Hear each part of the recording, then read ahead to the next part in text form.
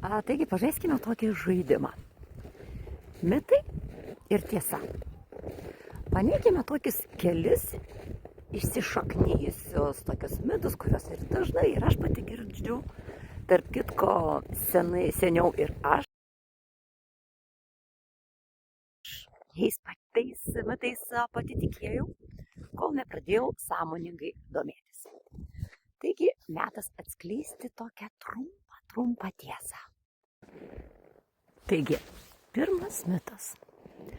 Sako, svarbiausia yra, kur yra pagamintas papildas. Tai yra labai svarbu. Sako, ten aš įsigijau Norvegiją ir taip toliau. Tiesa yra tokia, kad svarbiausia, kas yra to produkto sudėtyje. Maisto papildų vertę lemia ne tai, ar jie pagaminti yra Vokietijoje, Amerikoje, Lietuvoje, o svarbiausia, kokia yra tų žaliavų veikliųjų medžiagų kokybė, kokia forma, kokios dozės ir jų pasisavinimas mūsų organizme. Galima turėti tikrai gerą šalį ant etiketės, bet silpną jo sudėtį ir tiesiog gal netgi nepasisavinimą. Dar vienas mitas, kad vaistinėje parduodami papildai yra visada geresni. Tiesa yra tokia, kad vaistinė tai yra tik pardavimo vieta, o ne kokybės garantas. Ir vaistinė tikrai neužtikrina, kad papildas bus geriausiai pasisavinamos formos, kad turės pakankamai veikliųjų medžiagų, kad jo kiekiai bus ten, taip kaip turi būti, ne? Neturės jokių nereikalingų užpildų, dažiklių ar netgi sintetinių priedų.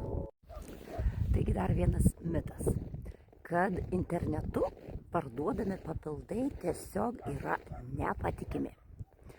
Nugi tiesa yra tokia, kad daugelis aukštos kokybės papildų yra parduodami tik internetu. Klausite, kodėl? Todėl, kad gamintojas renkasi kokybę, o ne vietą lentynoje. Jisai investuoja į sudėtį, o ne į brangų platinimą ir reklamą, ne? Dirba su specialistais, o ne su masinė rinka.